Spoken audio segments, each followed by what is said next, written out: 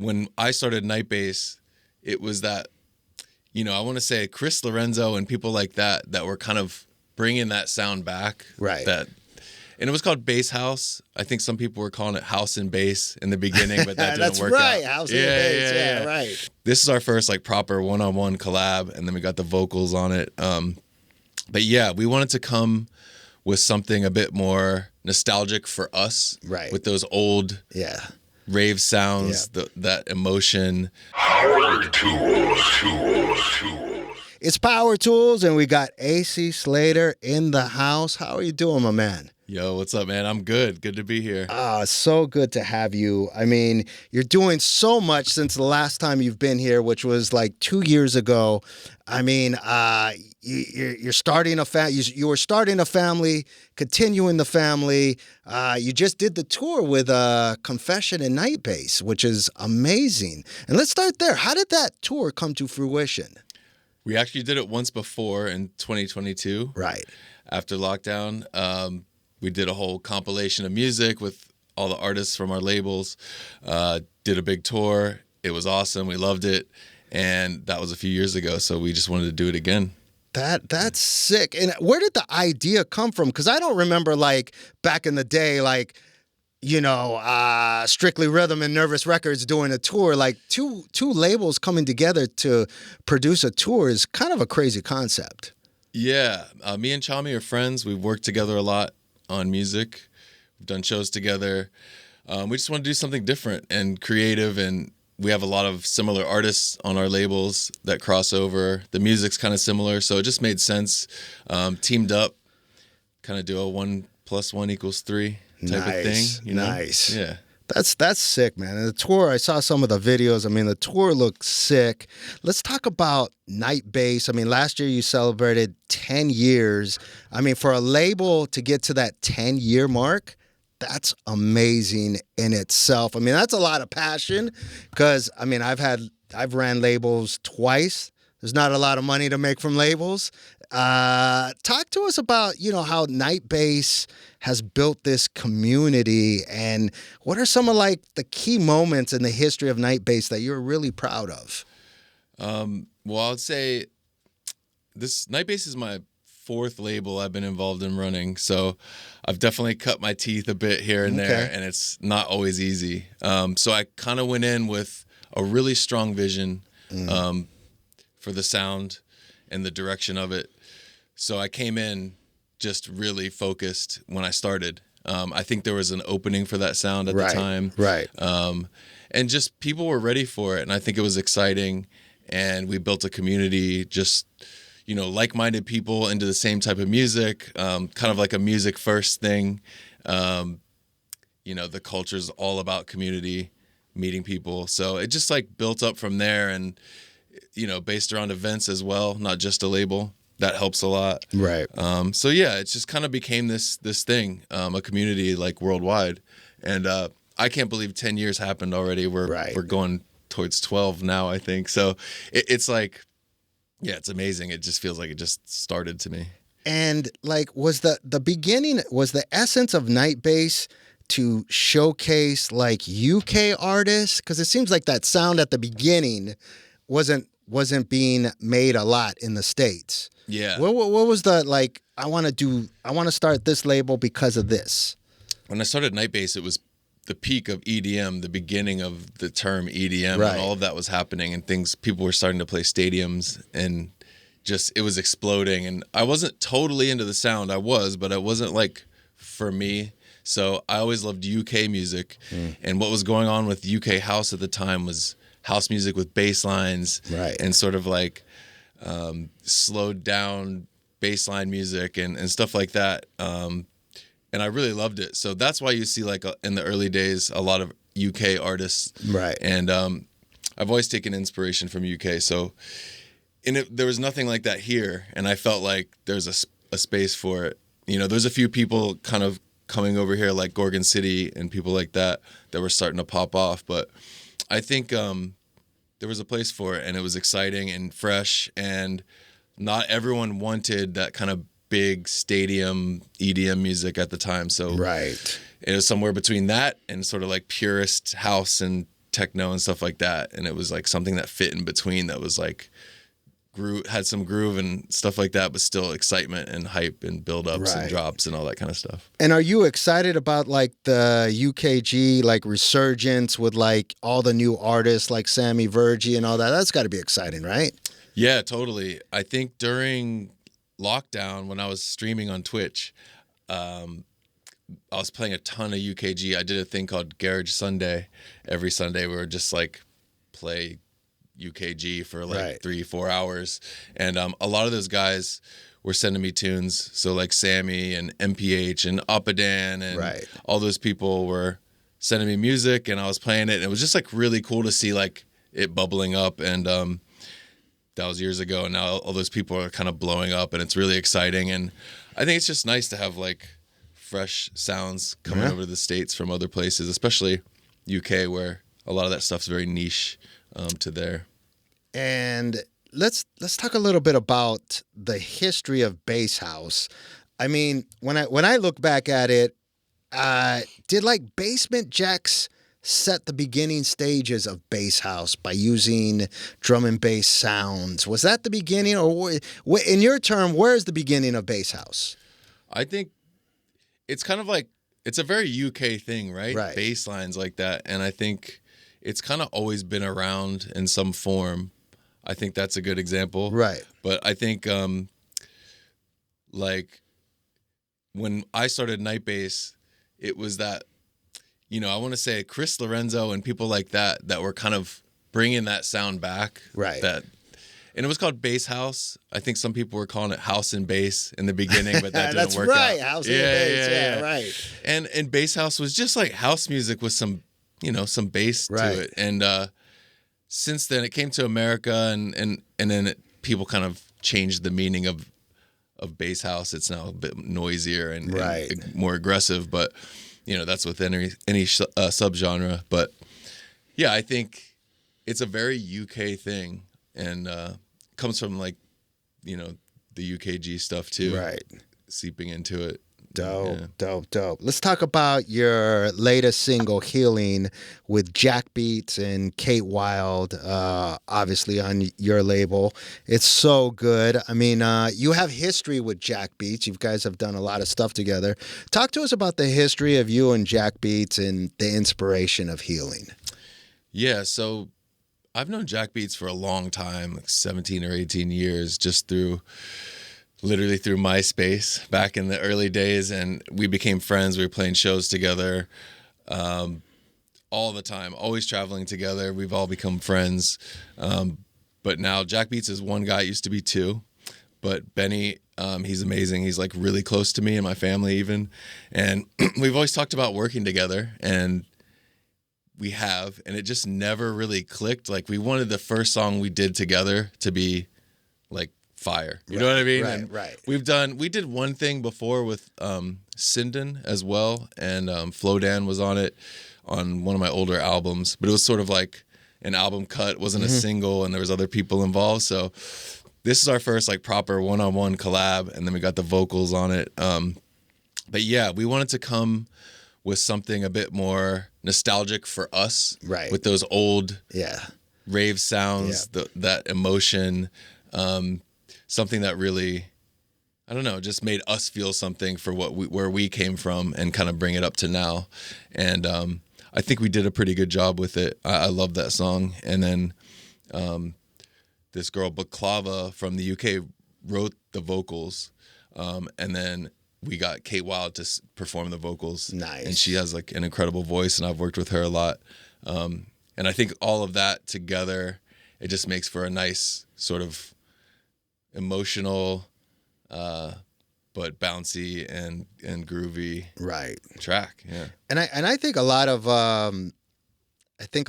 more music is heading back to original lyrics, because I think we flipped everything to death.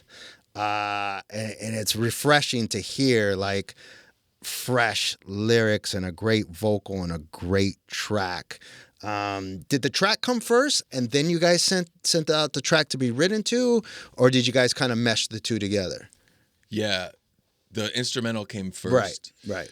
And I mean, I just knew it needed a vocal. Right. And reached out to a few people, and Baklava came back and sent it. But she wasn't doing like features at the time. So she was like, you can find someone else to do it. That would be great. And I looked and looked and looked and came back to Kate, and she was down and absolutely killed it. Sick. Yeah. Sick. But that was an interesting one because I was in a studio with Lorenzo because we do a lot of music together. Yeah. And Benny Jackbeats sent me the drums and a couple other parts, like the initial idea.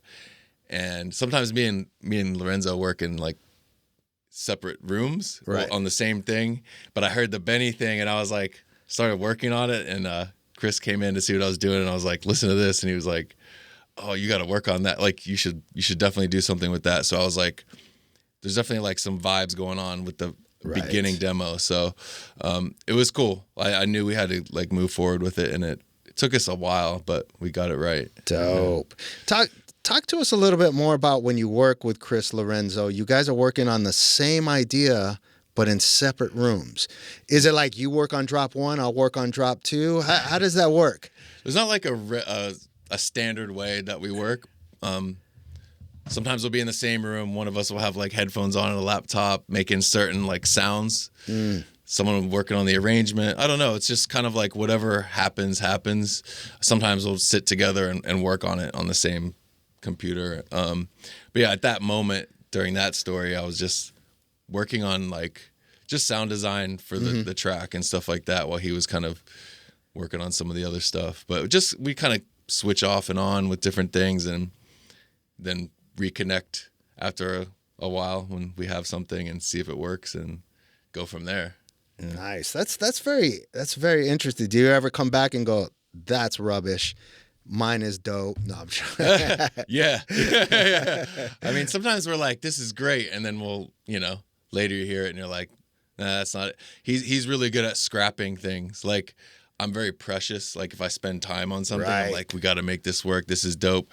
And if it's not working, he doesn't care to just be like, no, it sucks, know? And I'm like, that's something I learned from him when I work.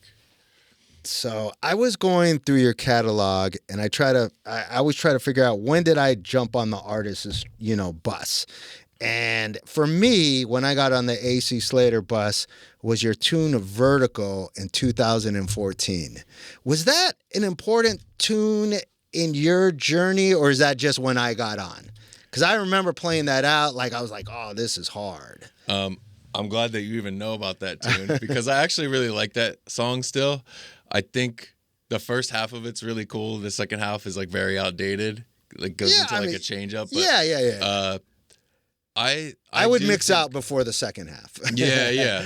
I would too. I think that song for me personally was a big song, but it wasn't like a big popular song. I think it got me some more attention back then. But, sonically, it definitely was like where I was headed. Right. The future of Nightbass. Yes. The next like 10 years. Yes. Yeah. As far as that goes, yeah. Because you were kind of there were some tracks like I was listening before and a little bit after. Some had like break beats.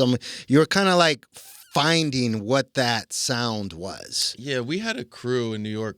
I used to live in New York.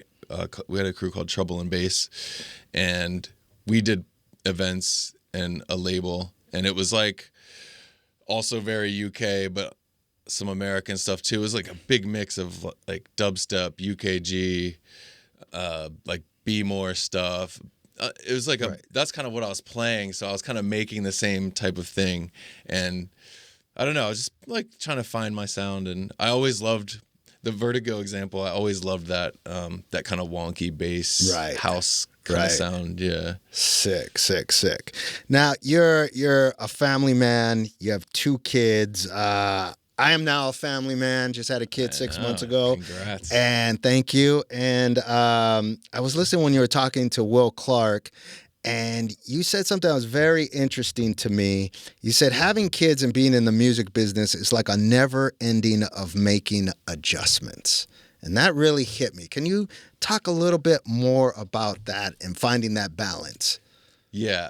Having a career in music, as you know, is absolutely chaotic. Right. And it's always changing. Everything's different. There's no like 9 to 5 or whatever. You kind of make it up as you go and take opportunities as they come and make opportunities with kids. And being a parent, especially like a really involved parent, you're always adjusting your schedule as they grow. Right. So now you're like living these two worlds that are very different, but kind of are equally as unpredictable.